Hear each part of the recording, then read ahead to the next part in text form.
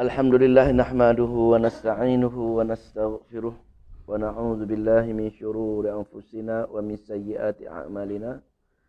May yahdihillahu fala mudhillalah wa may yudlilhu fala hadiyalah. Wa nashhadu an la ilaha illallah wahdahu la syarikalah wa nashhadu anna Muhammadan abduhu wa rasuluh. Rabbi shrah li sadri wa yassir li amri wahlul 'uqdatam min lisani yafqahu qawli. Amma ba'd. Alhamdulillah, kita meneruskan pengajian malam ini insya-Allah ayat yang ke-109. Kita baca, semoga Allah memberi kefahaman serta memberi taufik untuk kita beramal dengan ayat-ayat Allah Subhanahu wa taala insya-Allah. 109. A'udzubillahi minasyaitonir rajim. Bismillahirrahmanirrahim. Wadda katsirun min ahlil kitabi law yaruddunakum min ba'di imanikum kuffara.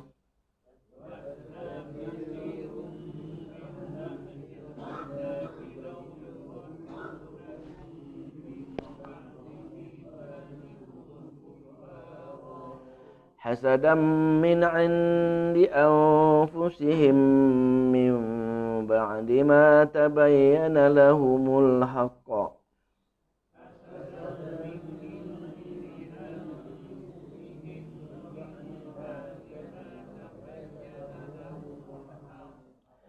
Fa'fu wasfahu hatta ya'tiyallahu bi amrihi.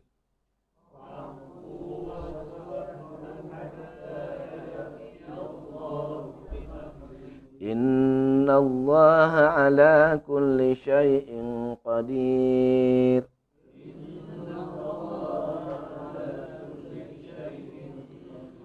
Wa aqimus salata wa atuz zakah.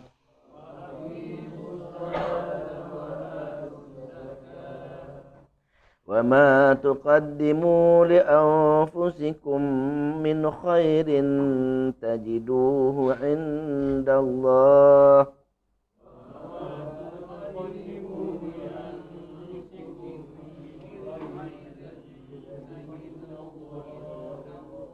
Innallaha bima ta'maluna basir.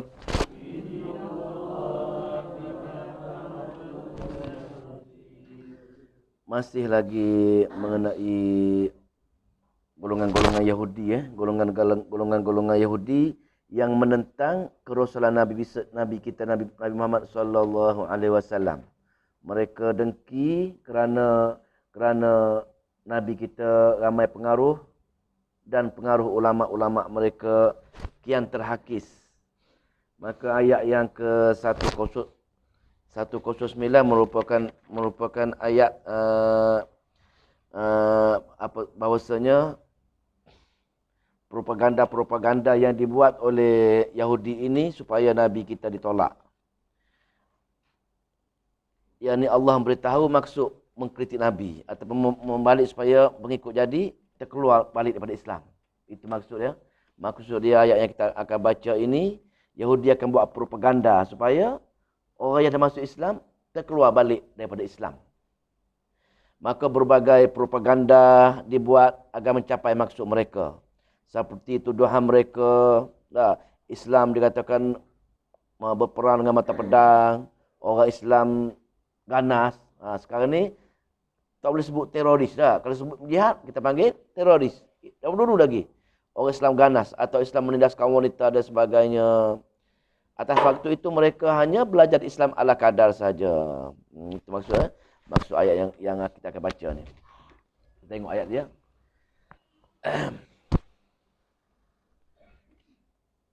Ayat 109. Wadda kathirun. Wadda dan menginginkan. Kathirun banyak. Menginginkan banyak. Siapa dia? Min ahlil kitabi, daripada ahli-ahli kitab. Menginginkan mereka, mana orang Nasara ahli kitab juga, orang Yahudi ahli kitab juga. maka mereka amat-amat nak menginginkan apa dia? Lau yaruddunakum, agar mereka mengembalikan. Mengembalikan siapa dia? Orang yang masuk Islam. Sama ada orang musyrik Mekah ataupun sama ada orang Yahudi ataupun Nasrani yang terima Islam. Mereka sini sangat-sangat menginginkan. Waddu kathirun, menginginkan banyak sangat min ahli kitab pada ahli kitab. Maknanya hampir semua ahli kitab sangat-sangat nak apa dia? Lau yaruddunakum, agar mereka mengembalikan agar mereka, siapa dia mereka tadi? Yang dah Islam tu. Dah. Agar mereka mengembalikan kamu. Mereka ini bukan orang Islam, mereka ini ahli kitab tadi. Dunakun orang ahli kitab. Mereka nak kembalikan siapa dia? Mim ba'di imanikum, daripada orang yang dah beriman tadi. Mereka nak sangat. Supaya nak jadi kafir balik. Dia akan pujuk jadi kafir balik. Itu tujuan dia. Tujuan dia. Pasal apa kita baca dalam ayat yang lain. Sehingga mana pun orang Nasara Yahudi ini tidak akan berhenti. Sehingga kita ikut mereka. Kan?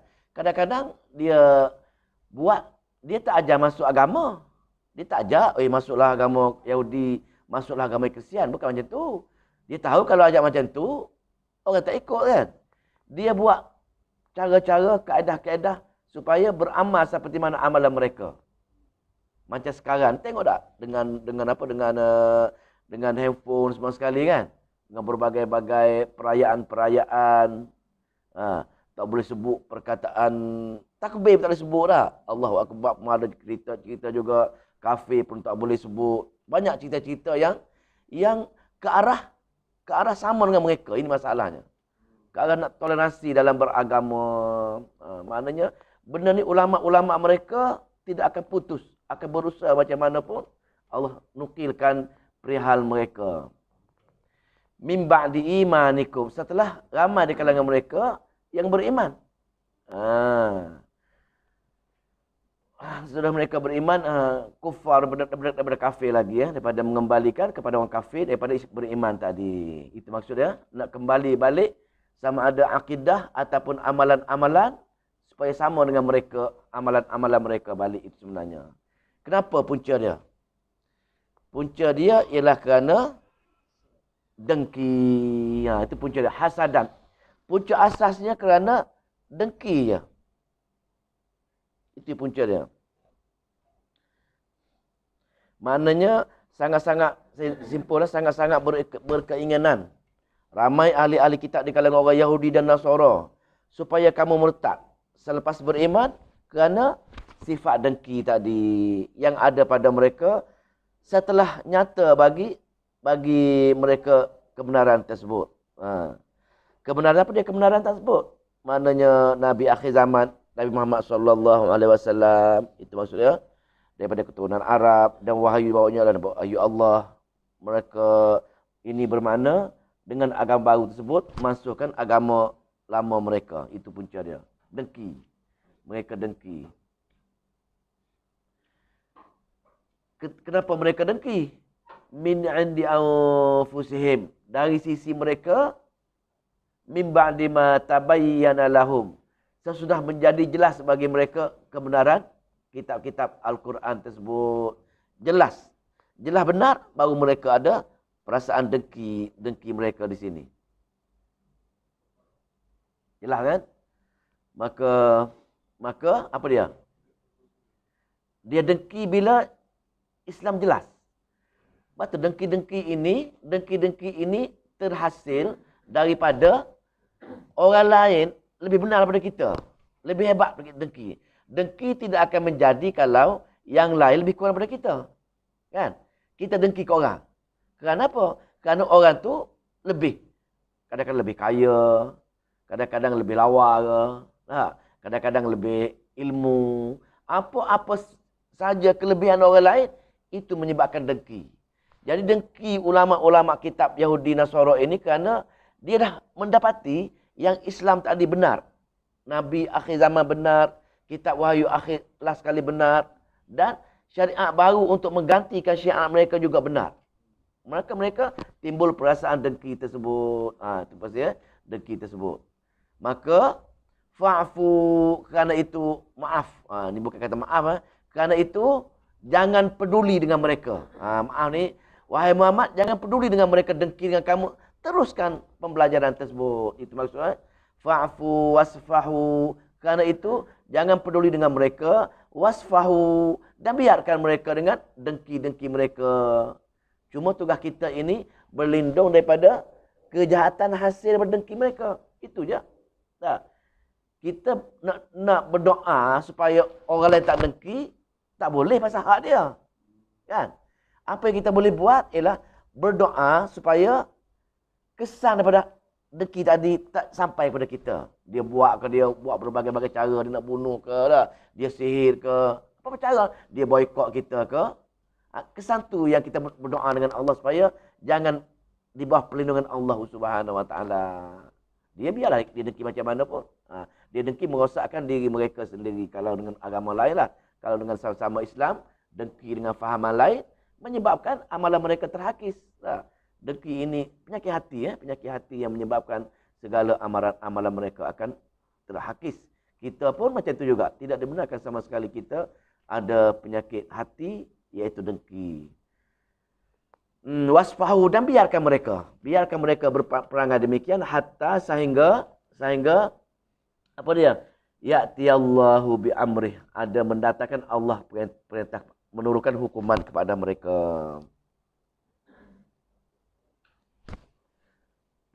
Lepas tu, innallaha ala kulli syai'in qadir. Sungguhnya Allah atas segala sesuatu yang maha berkuasa. Allah saja yang maha berkuasa di atas segala sesuatu. Dia dengki macam mana pun, kalau kita berdoa dengan Allah supaya kita tidak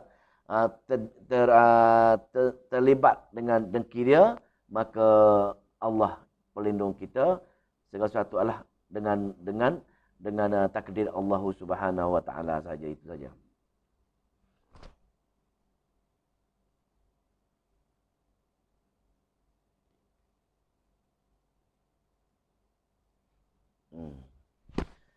Ayat 110. Ayat 110. Dipanggil ini, ayat 110 ini dipanggil amalan-amalan. Dia dalam Al-Quran, dia dua bentuk ayat. Umur munazimah, umur muslihah. Umur munazimah, kehidupan berorganisasi. Berpersatuan ke, bermasyarakat ke. Itu dipanggil umur munazimah. Yang kedua, umur muslihah ialah amalan-amalan kita yang di rukun-rukun Islam kita tersebut. Maka segala kita berpersatuan, segala kita berpolitik, segala kita pegang-pegang apa-apa jawatan untuk hubungan di antara manusia dengan manusia lah. Hubungan dengan manusia sama manusia ini tidak akan berjaya kalau hubungan dengan Allah kita tak jaga. Sebab tu dalam ayat Al-Quran, Allah akan selang-selikan di antara hubungan di antara sesama manusia. Dia selitkan. Dia cerita bab, contohlah, cerita bab hukum faraid. Cerita hukum, bagaimana hukum faraid. Ayah dapat mak berapa, adik-beradik lelaki berapa, adik-beradik perempuan belakang. Lepas tu dia selitkan. Aqimus solah. Dirikan solat. Pasal pembahagian harta pusaka ke, apa-apa saja, tidak akan berjaya memenuhi kebenaran selagi tak solat tadi. Dia selit. Jadi ayat ni panggil ayat umur muslihah yang kita belajar ini. Ayat amalan-amalan. Amalan-amalan hubungan dengan Allah. Itu maksudnya. Segala masalah apabila kita mentabligkan wahyu yang kita hadapi adalah daripada golongan musyrikin ataupun golongan Yahudi dan Nasara. Maka segala bila kita tabligh ataupun kita melakukan kehidupan seharian dengan sesama manusia, tidak akan berjaya, kecuali kita berserah diri dengan Allah Subhanahu Wa Taala. Apabila menghadapi tentangan begini, maka umum muslimah dapat menyelesaikan masalah tersebut. Maksud sininya, bila kita berhubung dengan perkara-perkara di antara hubungan di antara satu sama lain tadi, di antara bangsa ke, di antara masyarakat ke, tidak akan berjaya. Sekiranya kita tak jaga umur muslihah. Yakni solat, zakat, puasa dan sebagainya 6 rukun Islam tersebut. Maka apabila menghadapi tentang begini, maka muslihah dapat menyelesaikan masalah tersebut. Kena berdoa, solat itu maksud. Maka ada kesamaran dalam ayat ini, yakni mengapa tidak difardukan jihad sedangkan banyak kerugian di pihak Islam. Di Mekah, kenapa tidak difardukan jihad? Di Mekah belum ada jihad lagi. Kenapa? Pasal apa? Pasal sedangkan merugikan orang Islam ketika itu. Dah. Merugikan Islam ketika itu, diseksa, dipukul berbagai-bagainya. Allah masih berbekal dengan tindakan secara damai, sedangkan tentang itu hebat sekali. Allah beritahu di sini bahawa agama Allah ini apabila diamalkan syariat, maka tetap dapat dituai di hari akhirat kelak.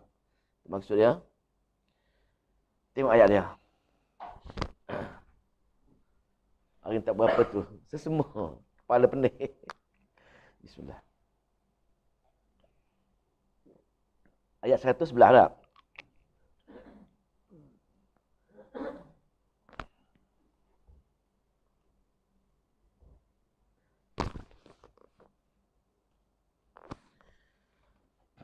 Wa aqimus shalah wa atuz zakah. Walaupun kamu sibuk dengan kerja lain sekali dalam kehidupan seharian, maka pastikan wa aqimus shalah, kamu sempurnakan solat tersebut. Ini paling penting sekali. Perkara yang perlu kamu sibuk ialah dirikan solat dan tunaikan zakat. Ini paling mustahak sekali. Kena ada usaha sungguh-sungguh agar daripada dapat melakukan solat kepada dapat menegakkan solat yang mencapai segala maksud dan hakikatnya. Kita tahu solat ini ialah untuk jaga hubungan kita dengan Allah Subhanahu Wa Taala. Tujuan solat lah. Tujuan solat ialah untuk jaga hubungan kita dengan Allah Subhanahu Wa Taala. Solat sunat, solat istiqarah, solat minta hujan, berbagai-bagai lah. Berbagai-bagai cara untuk rapatkan hubungan dengan Allah. Dan cara untuk rapatkan hubungan dengan manusia-manusia yang lain, wa atu zakah, dengan keluarkan zakat. Itu maksud sini ya. Maksud dia, menunaikan zakat adalah memberi harta kepada orang lain, dapat merasa simpati sama insan, di samping dapat rasa pengurangan harta sementara. Sanggup berpisah dengan harta demi untuk kesenangan orang yang mengislahkan diri tadi. Di sini, nak jaga hubungan sesama manusia, tidak ada cara lain. Kita kena sanggup menginfakkan harta kita, sama daripada zakat ataupun daripada infak yang lain. Itu maksudnya. Sebab tu dalam pada kemuncak di Mekah, Allah masih lagi tak turunkan zakat semua sekali. Tetapi di sana Allah uji kita dengan jihad dari segi belajar ayat-ayat Allah di Mekah ni. Maka sesiapa yang belajar ayat-ayat Allah dipanggil jihadan kabiro, jihad besar. Jihad, kita berjuang untuk belajar ayat-ayat Allah, menyebar ayat itu je. Bila pindah di Madinah, turun syariat. Tadi sejauh mana kita sanggup meluangkan masa kita belajar kan? Bila pindah di Madinah, maka Allah nak uji lagi. Satu tahap lagi. Adakah kita sanggup Sanggup mengurangkan kepentingan harta kita demi untuk Allah Subhanahu Wa Taala. Nak tengok sejauh mana kita rasa sayang dengan harta kita ini bila Allah minta harta tersebut untuk diberi kepada golongan-golongan yang lain. Itu sepatutnya. Maka apa lagi? Wa ma tuqaddimu, dan apa sahaja yang kamu kerjakan, yakni solat tadi ke, zakat tadi ke, dua kaedah untuk mengislah diri kita ni ialah untuk li anfusikum, untuk kita sebenarnya. Maknanya kita keluar zakat kepada orang lain untuk kita. Kita solat kepada Allah untuk kita, bukan untuk Allah. Bukan untuk Allah dapat faedah sebut. Faedah untuk kita, itu maksud sini. Maka ayat sini, wa ma tuqaddimu, dan apa saja yang kamu kerjakan adalah li anfusikum, untuk kamu sendiri. Pasal apa? Pasal bila kita pergi ke hari akhirat, itu sebenarnya yang akan sampai pada kita dalam bentuk pahala-pahala kebajikan tadi. Jadi perkara ini kita tak nampak sekarang ini. Bila kita pergi menemui Allah, barulah tahu bahawasanya solat dan zakat yang kita lakukan atas dunia ini, ketaatan atas dunia tadi, akan bertukar menjadi pahala-pahala yang akan dapat kepada kita sebenarnya. Dan mereka yang tidak berkesempatan untuk menyempurnakan solat, untuk membayar zakat masa atas dunia, maka mereka merayu-rayu supaya diberi masa untuk kembali ke dunia saja. Untuk apa? Untuk memperbetulkan dua amalan ini. Amalan solat yang sempurna dan amalan zakat yang mengikut kadarnya. Dua perkara tadi. Nah, itu maksudnya. Maka sekarang ini kita rasa nak solat ini kita rasa dia benda gaib. Kita rasa tidak dapat sumbangan dia. Pasal solat dan zakat ini tak nampak upah dia sekarang ni. Tapi kalau bab dunia, contohlah kita pergi bekerja. Pergi kerja 2 jam, 3 jam, kita nampak RM100 ke RM200 ke. Kita seronok. Pasal kita boleh kumpul, nampak duit, boleh guna duit tersebut, boleh bantu keluarga semua. Tetapi bab amalan yang kita lakukan, solat ke, zakat ke, kita rasa zakat kita rasa habis. Solat kita rasa buang masa kita. Sedangkan tak boleh kumpulkan harta yang kita rasa seronok dapat atas dunia ni. Pasal dia gaib. Jadi bagaimana cara supaya kita merasakan solat dan zakat ataupun amalan-amalan lain ada upah dia? Tak ada cara berulang kali baca ayat-ayat Allah Subhanahu Wa Taala. Pasal yakin. Pasal Allah bagi akal, bagi kitab dalam masa yang sama, bagi keseronokan dengan dunia. Syaitan pun membisik kita lah. Dunia ni seronok, dapat duit banyak, seronok dengan dunia ini. Tapi yang untuk akhirat, tak nampak. Cuma orang yang selalu bertadabur ayat-ayat Allah saja, dia nampak. Macam contoh ayat ni, وَمَا تُقَدِّمُوا لِأَنفُسِكُمْ. Sebenarnya, apa yang kamu buat solat dan kamu mengerjakan zakat, mengeluarkan zakat tadi, untuk diri kita sebenarnya, bukan untuk diri orang lain. Dalam ayat-ayat lain kita keluar zakat, keluar infak, Allah akan gandakan lagi perkara-perkara tersebut. Maka kenapa itu? Min khairun. Min adalah daripada kebaikan-kebaikan yang tak ternilai daripada tadi. Tapi bila kita buat dunia, nampak dunia saja. Allah kata bila kita buat perkara amalan tadi adalah amat-amat besar kebajikan, besar pahalanya. Dah contoh kita kerja dunia kan, nak kerja dunia kita kenal majikan kita siapa, kalau kau company besar, kerja dengan apa company besar, dah pulangan tinggi, seronok, cari bos. Dah. Kita nak tengok company yang bos besar, yang company besar. Seronok.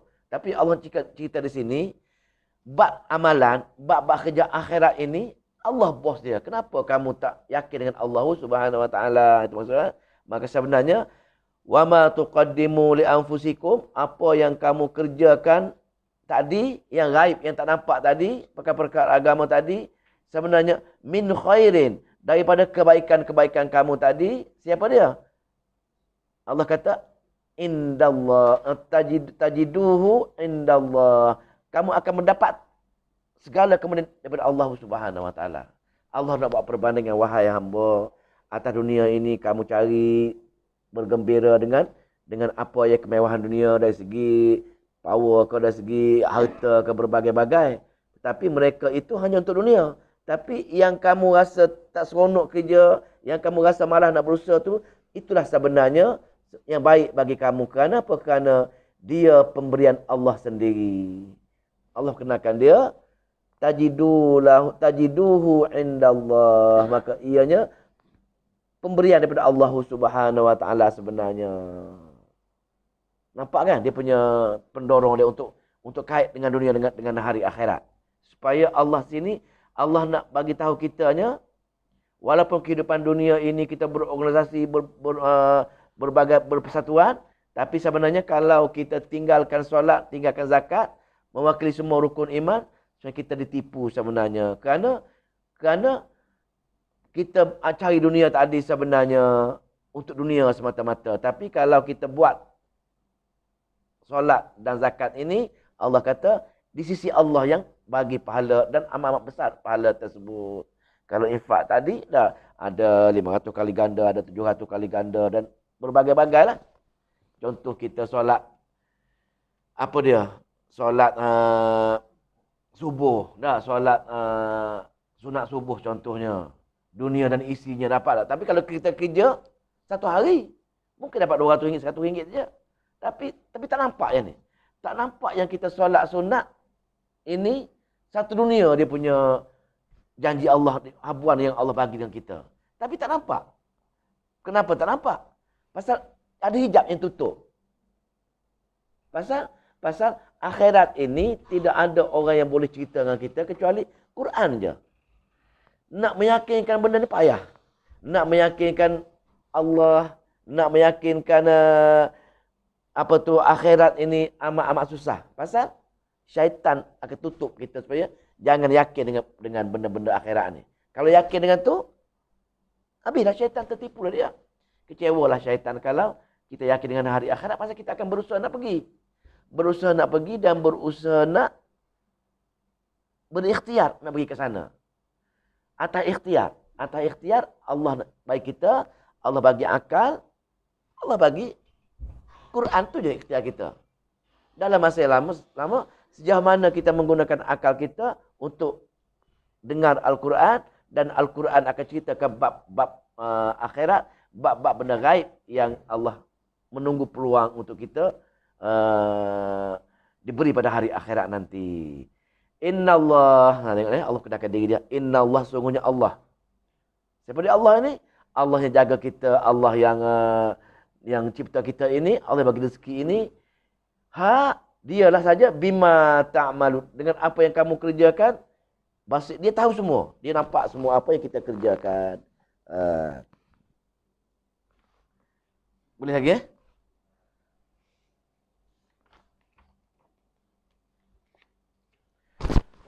Ayat 111. Ayat 111.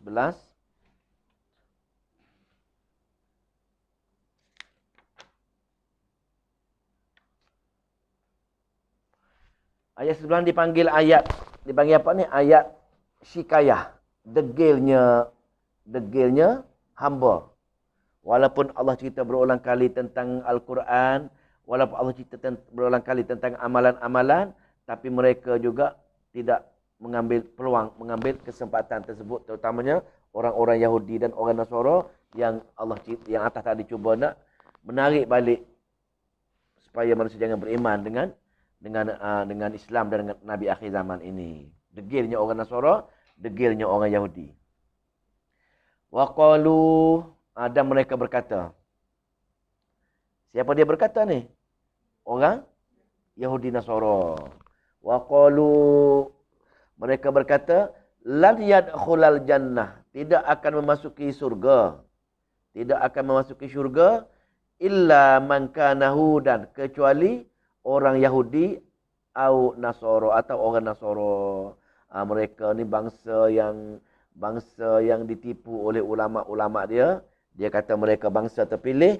Jadi bila bangsa terpilih, mereka mengatakan dia saja yang dapat masuk syurga, orang lain tak boleh.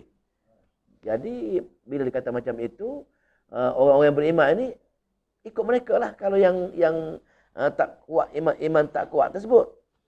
Itu maksud dia. Macam kita sekarang lah, dia kata kita ni keturunan Nabi-Nabi kan. Guru-guru satu lagi tu, dia mari di Malaysia daripada Yaman pergi Indonesia mari sini. Dia kata dia keturunan Nabi. Ada seorang tu handsome naik kuda putih majang tu. Ada kau kan? Handsome sangat dia. Dia kata dia macam muka Nabi, dia kata. Dan banyak pula orang kata dia macam Nabi. Macam-macam cerita lah dia punya fahaman mereka ini. Tapi jauh sangat dengan yang sebenar. Banyak kisah macam daripada India lah, daripada dia panggil Brelwi. Brelwi ni satu kaum yang di India yang fiqh dan amat bijak. Ahlul Quran, ahlul hadis, tapi akidah lari. Ini masalahnya. Yang kopiah hijau besar. Golongan-golongan yang kopiah hijau, kopiah panjang kopiahnya. Dia ni hebat. Memang Al-Hafiz, Eh? Faham Quran. Memang hebat dia. Tapi akidah dia. Pasal akidah dia percaya dengan kubur. Ini masalah dia ni. Dia cukup, memang sekarang ni, kita sekarang ni, saya nampak akhir-akhir ni kan. Tengoklah. Dalam 5 tahun lagi ke kan.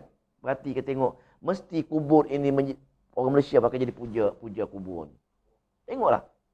Dah mula berlaku dah. Di Kelantan, di Thailand ni, dia masuk ke sana. Dengan syiah-syiah terutama kan. Dengan syiah tahu itu masalahnya. Dia cuba nak menerapkan.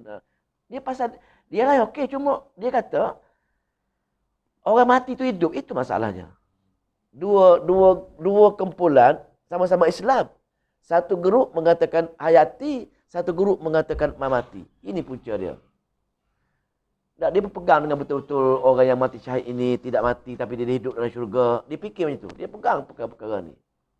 Tapi kita berkata kalau hidup pun hidup di alam lain, hidup di alam barzakh. Patutlah. Tapi mereka yakin dengan perkara-perkara ini.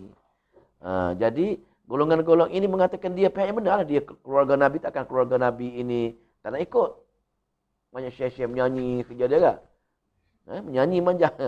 Bergendang menyanyi kan. Mana ada agama kita nak bergendang menyanyi di masjid surau kan. Tapi ramai pengikut. Macam mana? Lalu apa dah? Benda ni macam di ambil tik tak kita kan di Kelantan ketara di Kelantan sekarang ni. Teruk sangat Kelantan sekarang ni. Dia bertawasul, dia tawasul ada yang dibenarkan. Tapi mereka bertawasul dengan keadaan yang tidak dibenarkan. Masalah dia orang ni. Kalau tawasul, kita bertawasul dengan amal kita, bertawasul dengan Nabi, dengan Allah dan sifat-sifat Allah, bertawasul dengan anggota Nabi yang original. Tak ada masalah apa yang tu. Tapi risiko besar lah, risiko dia di antara syirik dan tak syirik tadi tipis sangat bila kita bertawasul dengan Nabi tadi. Pasal syaitan akan cenderung pada tipu kita supaya ikut yang tawasul yang tidak dibenarkan. Jadi bagi kita senang-senang cerita kan, tak payahlah kita nak sangat ambil perkara-perkara tersebut. Cukup memadai dengan bertawasul dengan sifat Allah, Ya Rahman, Ya Rahim, ataupun segala amalan-amalan kita. Cukuplah memadai. Kita tutup pintu kesyirikan dengan beramal dengan perkara-perkara ini. Tapi ada yang dibenarkan lah, ada. Tapi yang tak benar pun banyak. Orang semua membenarkan semua sekali. Wa qalu, mereka berkata tidak akan masuk syurga kecuali orang yang bangsa mereka saja. Lepas tu, maka Allah jawab.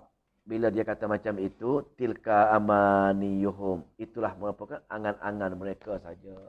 Mereka saja yang rasa macam tu. Dah. Macam kita sekarang dah. Banyak orang beramal dengan amalan-amalan mereka kan. Itu angan-angan. Beza di antara angan-angan dengan bukan angan-angan ialah Quran je. Apa-apa saja amalan yang ada dalil bukti, itulah amalan yang benar. Mana-mana amalan ataupun akidah yang tidak ada dalil bukti, itu khayalan. Dua tu je. Tapi kenapa kita nak beramal dengan walaupun amalan tu kita rasa benda baik, dah turun-turun orang buat, tapi dia dalam bentuk angan-angan. Kenapa angan-angan? Cek. Ada tak dalil dia? Tu je. Kalau ada dalil, okey, terima lah. Tak ada masalah apa. Sama dalil dalam 4 mazhab contoh dah. Ambil lah. Tak ada masalah apa pun. Beramal lah mengikut kita nak tadi.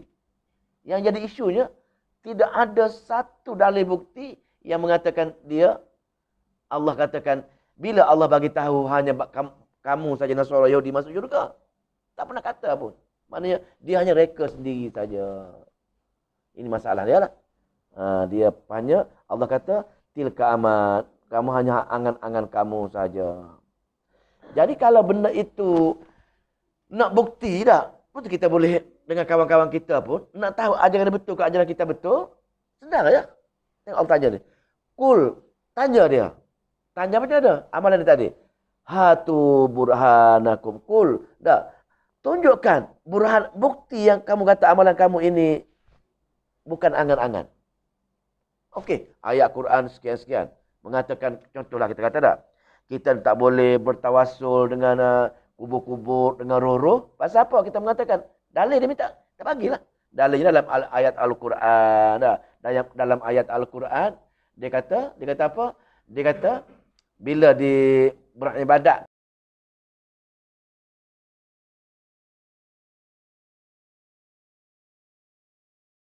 kepada menjadikan perantaraan sama ada wali ke jin ke apa ke, ya, jika ditanya mereka, tanya orang yang buat tadi. Satu golongan, dia pergi kubur sebagai contohlah. Pergi kubur, dia menyeru syekh dalam kubur tadi. Dia kata boleh. Pasal dia bukan sembah syekh tu, dia kata. Dia minta dengan Allah. Cuma dia pergi kubur tadi, kononnya orang dalam kubur tadi baik, alim. Banyak jasa masa dia hidup. Jadi takkanlah dia kata, orang yang alim, orang yang hafal Quran, orang yang anak murid ratus-ratus ribu orang anak murid masa dunia dulu, takkan bila dia mati, Allah tak suka dengan dia. Mesti kalau dia mati, dia kata Allah pandang sesuatu anugerah dengan dia. Waktu kita pergi ke kubur dia kata. Kita pergi di kubur dia. Kita pun minta dengan Allah. Dengan berkat. Bertawassul lah. Dengan bertawassul sekian-sekian. Wahai Allah, qabullah permohonan aku. Mintalah. Ada hajat sekian-sekian. Ada masalah sekian-sekian. Jadi bila tanya dia, kenapa kamu sembah kubur? Kenapa sembah kubur? Dia jawab, kami tak pernah sembah kubur pun. Kami tak sembah semua orang. Kami sembah Allah. Dia kata. Cuma menjadikan orang ni untuk kami rapat dengan Allah saja. Bila tanya di mereka, kenapa kamu sembah? Kenapa kamu minta? Kenapa kamu bergantung harap dengan wali-wali tadi? Allah petik kata mereka, ma na'buduhum illa liyuqarribuna ila Allahi zulfa.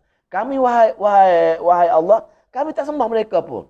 Tetapi kami hanya menjadikan pergantungan kami tadi adalah untuk apa? Untuk merapatkan hubungan kamu. Itu je. Faham tak cerita ni? Maknanya, dia menjadikan kubur tadi ataupun ulama-ulama tadi untuk merapatkan hubungan dengan Allah. Pasal dia ni orang alim. Itu yang punca dia. Jadi itu bukti lah. Jadi, mana bukti tak boleh buat macam ni? Surah Az-Zumar ada cerita. Mana budum illa liyuqarribuna ila Allahi zulfa. Aku bukan semua mereka, tapi aku kamu wahai Allah. Cuma aku menggunakan mereka untuk merapatkan dengan kamu saja pasal mereka ini golongan baik-baik. Tak semua dia pun, tak minta dengan dia pun. Perasan tak bila kita pergi jumpa Tok Bomoh yang gaib ni? Bomoh yang gaib lah, bukan Tok Bomoh biasa. Dah. Saya ni dia kata bukan saya menyembuh, Allah. Tengok sama kan? Bukan saya menyembuh tapi Allah menyembuh. Semua kata macam tu. Tak ada orang berani kata dia menyembuh. Mesti jual nama Allah. Tapi siapa dianya? Dia tadi buat benda-benda, amalan-amalan yang bercanggah dengan Allah tadi. Boleh kan? Jadi nak tahu bukti dia, Allah tu tak ajar kita. Nak tahu amalan betul ke, kaedah betul ke, tanya dia dulu. Tanya mereka, bagi tahu mereka, katakanlah, hatu burhanakum. Tunjukkan bukti kebenaran. Tunjukkan hadis ke? Tunjukkan Quran ke? Terima, tak ada masalah apa. Kalau kita dah bertekak tentang amalan-amalan yang pelik-pelik lah. Contohlah, tapi benda-benda yang walaupun tak berapa besar sangat pun, tapi bila dia tak ada amal, tak ada yang, contoh kita katakan, zikir hari Sabtu, zikir hari ni ada contohlah. Okey, kalau kamu kata itu zikir kamu, tunjukkan bukti, ada hadis, ada sahabat, ada ulama yang beramal dengan hari Sabtu, hari Rabu, hari Khamis, ada doa-doa hari tersebut. Dah. Kalau ada, ada ni. Cik hadis.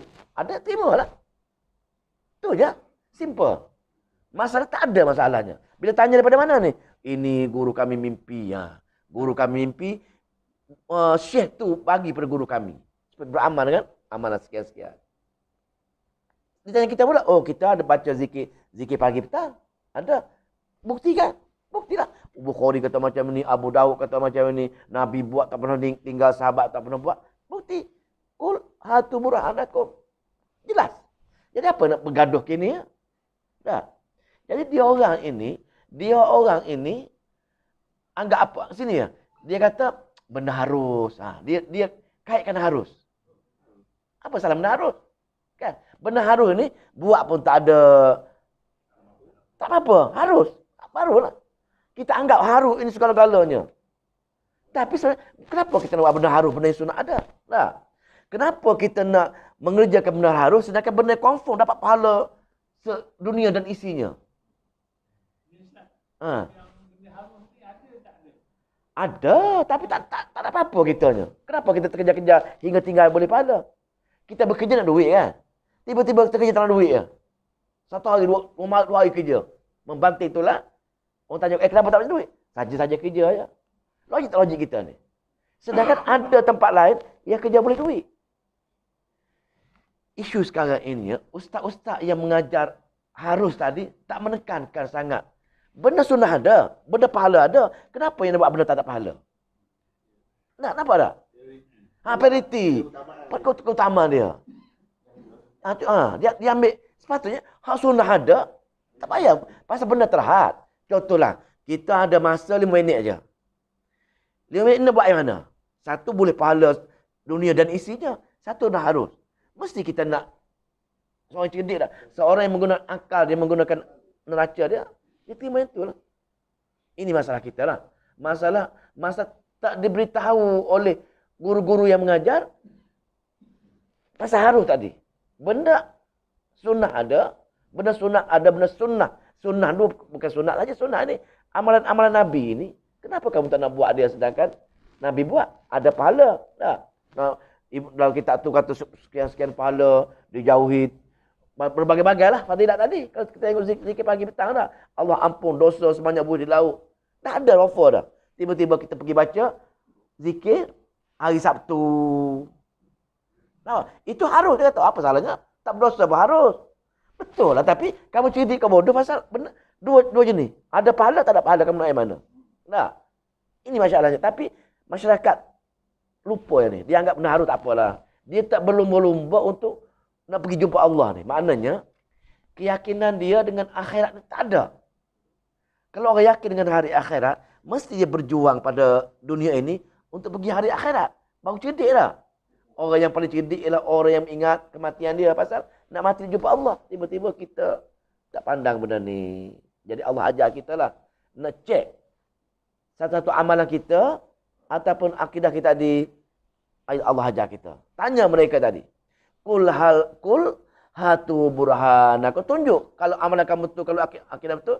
In kuntum shadiqin, kalau kamu orang yang betul-betul benar. Habis cerita lah. Kenapa nak bertekak benda-benda kecil lagi? Tapi kalau benar harus ada sunnah, ada kamu pilih harus, tu lantak kamu lah. Kamu orang yang rugilah. Orang langsung tak menggunakan akal dia untuk dapat sesuatu. Dia buat tu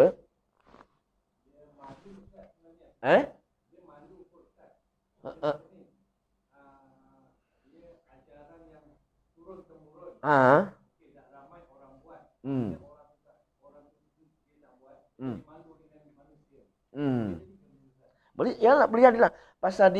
Pasal dia merasakan orang yang suka mengamalkan benda-benda yang harus ini ialah dia merasai amalan dia tadi syaitan kan. Syaitan membisik dengan dia, penting amalan dia ni. Amalan yang takkanlah tu ni aku nak buat dosa. Takkanlah guru yang turun-temurun nak buat dosa.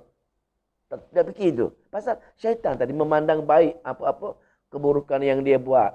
Syaitan dah tahu dah benda ni kita cerita.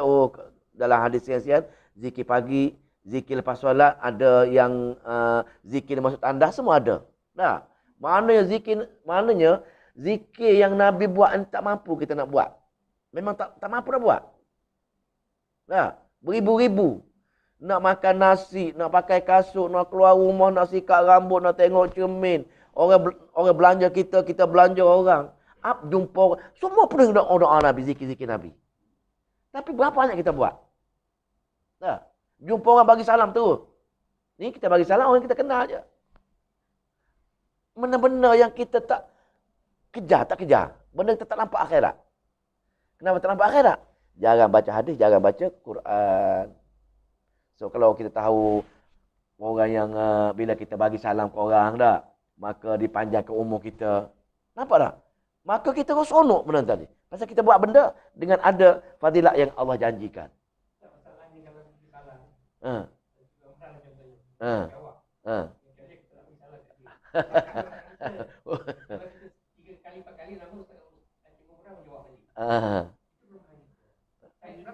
Ha. Oh, Haji bagi salam dia tak jawab. Oh. Ha. Ha. Ha. Hmm. Betul. Ya, betul. Jadi masalah, tapi tak apalah, kita jangan marah dengan dia pasal kita bagi salam tu untuk kita banyak tu. Bila kita mula bagi salam kan, dapat semua kita dah. Kita bukan sangat dia dah. Kalau dia jawab, kita dapat lagi. Maknanya Allah ini offer kita ini untuk perkara-perkara akhirat kan, dalam Al-Quran kan.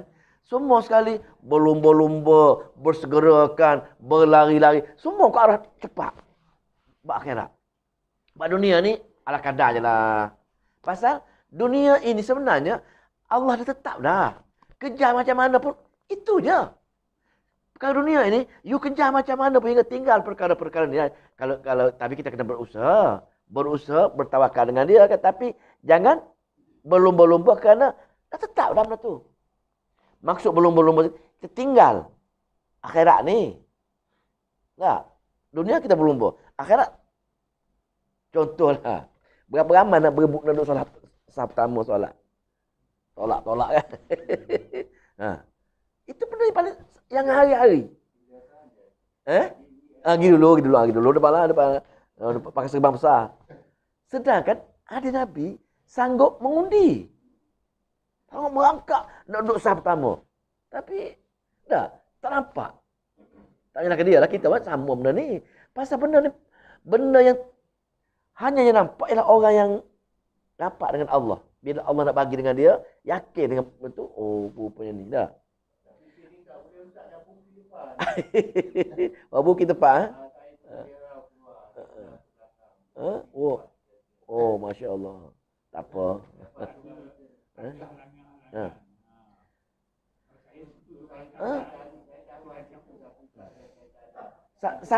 Sama juga dengan kita dengan buka Quran, dengan buka handphone. Dah. Sama benda tadi. Mana perkara agama ni benda yang ditutup. Hanya orang yang Allah buka dia je yang nampak. Sebab tu dalam Al-Quran yang kita belajar Fatihah tu, 1/4 Quran kita berakhirat je. Bagaimana cara kita nak melazimi akhirat? Tu dia sunnah. Solat berjemaah kita baca surah-surah akhir tu. Tapi pasal kita tak faham kan? Baca macam tu ya. Tidak ada bukan tak ada, tapi Allah tak pilih. Bagaimana cara supaya Allah nak pilih kita suka nak pergi hari akhirat ni? Redha dah berebut-rebut nak pergi hari akhirat ni. Bukan kita lah, saya semua sekali bukan jadi sahabat lah. Sahabat memang berebut kan nak pergi hari akhirat sahabat ni. Tunggu masa berebut nak pergi kita ya rasa taklah.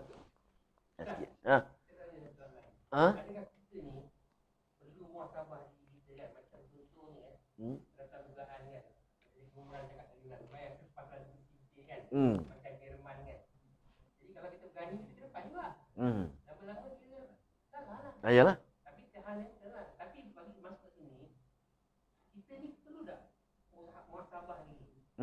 Kan? Atas perbuatan contoh supaya ke depan tadi. Mesti. Dia tak ada syarat untuk tak ada hak untuk tolak. Pasal ni siapa pergi dulu penuh lah. Kecuali bila kita mengaji setengah lagi adalah bab perbahasan.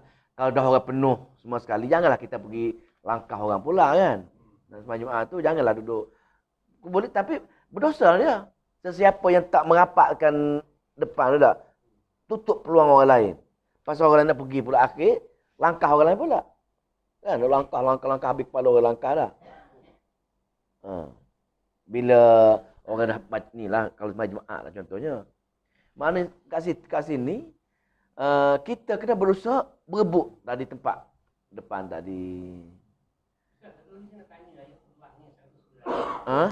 Orang yang begini tahu ke apa yang cakap gini umat yang bagus macam ni masuk tu kan? Dia tahu tapi pasal sombong, pasal guru dia cakap ni. Guru dia telah tipu anak murid dia dengan buat menafsirkan perkara-perkara macam ni. Ulama-ulama Yahudi, dia tadi kita baca mula-mula tadi, dia dengki. Dia dengki bagaimana cara supaya orang boleh terima dia balik. Dia buat reka lah ayat-ayat. Pasal dia boleh reka, agama-agama dulu ni bukan dijaga sebagaimana Quran. Maka ulama-ulama mereka akan ubah. Sama ada ubah matan ataupun dia ubah maksud tadi. Maka golongan-golongan yang tertipu lah, golongan-golongan yang berpegang dengan percayaan guru tadi, maka tipu dia lah. Dia dapat benda yang salah. Kalau ada ustaz-ustaz yang mengajar yang menyimpang daripada yang ajaran Islam, sama yang percaya ini. Ya, betul. Memang betul lah. Kan? Dibukakan benda tu. Betul. Sebab tu dia tak boleh kita nak tafsir sendiri ayat Quran ni. Kena berasal ahli-ahli tafsir yang baca yang dia dah tafsir dah. Pasal dia dah faham dah keadaan dekat sana. Jadi kalaulah guru tadi buat benda salah, dia reka dah. Dia reka. Ada orang lain ikut dia. Maka seolah sekarang ni, anak murid tadi bertuhankan guru tadi. Tadi dia kata tak, tidak ada, kalau apa tadi? Kalau kami tidak ada orang yang masuk surga kecuali orang Yahudi saja dah. Maka kalau orang yang percaya tadi, maka dia telah bertuhankan ulama tadi. Kenapa? Kerana ulama tadi saja-saja reka hanya orang Yahudi saja masuk syurga. Ataupun orang Yahudi ni kalau dia jahat macam mana pun 3 hari atau 40 hari masuk syurga, dia kata dia dah. Jadi sekarang ini seolah-olah ulama dia buat syariat baru yang tak ada dalam oleh Allah. Kan? Jadi orang buat syariat ini Allah sepatutnya. Tidak ada orang boleh buat syariat kecuali Allah. Syariat milik Allah. Tiba-tiba ulama dia buat syariat, sama tak? Jadi anak buah ni ikut syariat daripada buah ni tadi. Maka itulah Tuhan tadi. Jelas kan? Bahaya.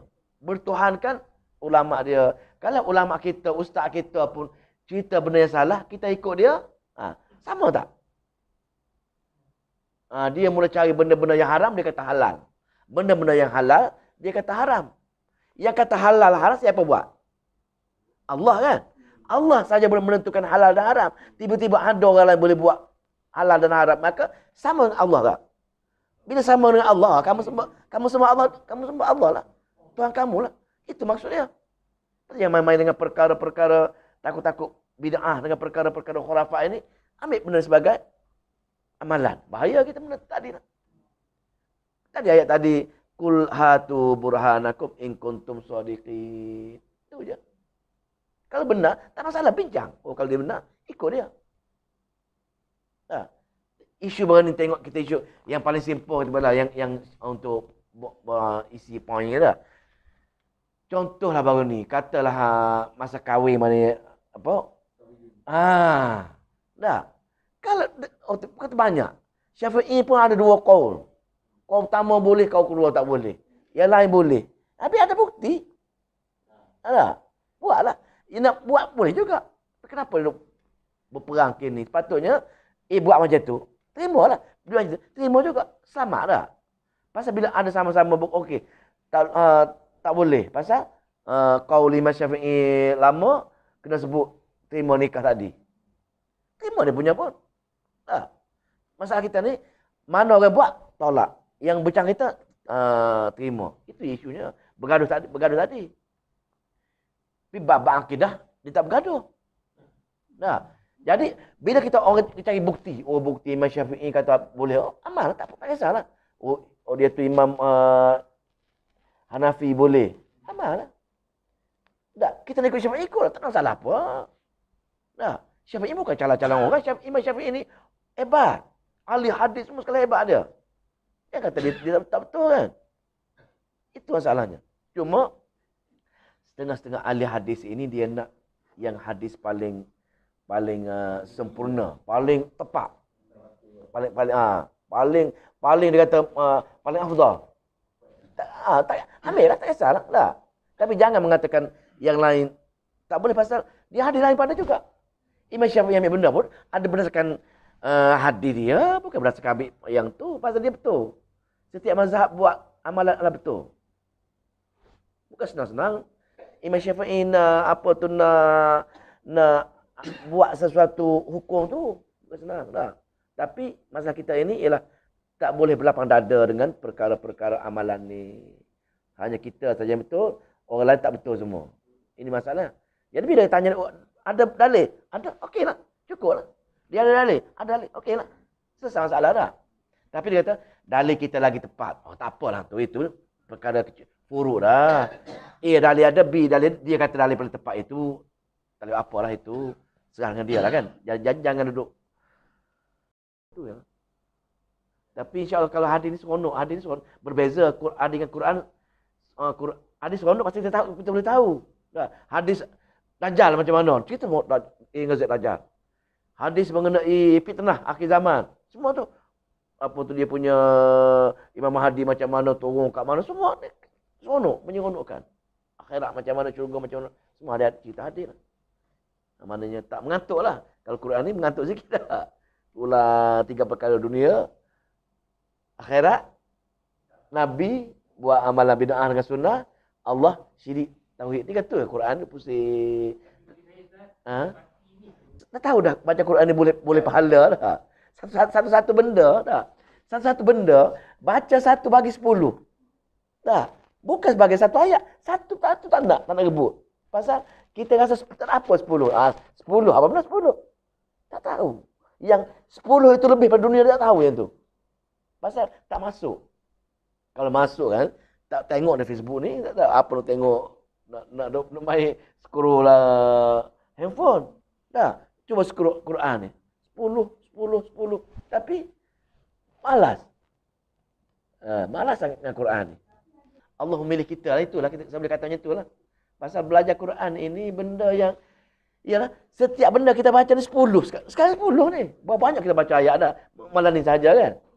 Maknanya kalau kita nampak lah. Kalau kita nampak kan. Tu kan tadi. Berebut lah. Tapi tak nampak. Kita rasa ruginya tak kerja overtime malam ni tak. Kalau kerja dapat RM200. Nampak yang tu je. Ruginya tak tengok TV. Tapi benda yang satu-satunya ayat Allah, dia nak bagi kita segala-galanya, nak suluh kita, kita tak ambil peluang lah itulah. Tapi kita dah okey lah, alhamdulillah yang lain-lain lah. Bahkan di tempat IKS ni pun kurang juga. Kurang minat sempurna. Masalah yang nak cari tempat yang betul-betul minat Al-Quran ni. Cuma saya kagum bila pergi dengan Maulana Hadi kan. Memang kata orang betul-betul minat semualah. Mana-mana yang mengaji betul-betul dengan Maulana Hadi. Kata tengok saya ada seorang Sarawak, seorang yang duduk sekarang ni, tumpah saya kan. Saya tengok dia baru umur 30 umur dia. Orang Sarawak. Lepas tu saya tengok kehidupan dia. Pagi, petang, malam Quran je. Pagi, petang, malam Quran je.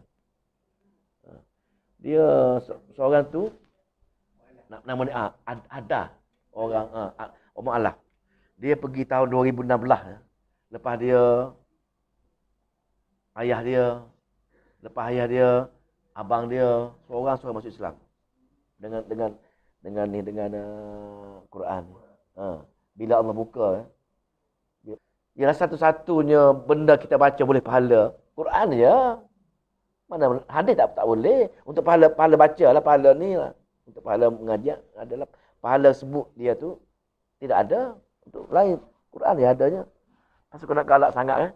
Quran pasal Allah nak suruh sangat-sangat kita, wahai hamba, aku nak sungguh kamu sangat-sangat menjadi ayat Quran, aku bagi lagi, offer lagi 110 pahala lagi. Maknanya Allah suruh kita, kalau boleh kita hanya nak upah tu. Mau dibagi upah pasal nak menjadi Quran sebagai kehidupan harian kita. Itu tafsir yang kita belajar ini oleh Syekh Waliullah sebenarnya. Daurah tafsir ini oleh Syekh Waliullah. Dia ahli tafsir, dia usul, dia hadis semua komplit. Syekh Waliullah ni komplit pengajian dia lah. Maka sesiapa yang ada peluang untuk mengaji macam kita mengaji ini, saya rasa merangkumi semua sekali amat tepat lah bagi saya lah. Maulana Asri sendiri pun bab Quran kan, dia jauh berbeza dengan Maulana Hadi bab ni. Di Malaysia tak banyak yang boleh daurah tafsir ni. Salah seorang Maulana Hadi lah, dia ambil perkara tu. Dia bawa banyak sanad daripada sana.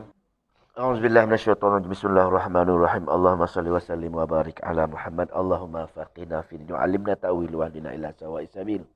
Allahumma fiqna lima tuhibbu wa tarda waj'al akhiratana khairan minal ula. Radina billahi rabban wa bil islami dina wa bi Muhammadin sallallahu alaihi wasallam nabiyyan wa rasulah. Rabbana atina fid dunya hasanah wa fil akhirati hasanah wa qina azabannar. Walhamdulillahi rabbil alamin. Assalamualaikum warahmatullahi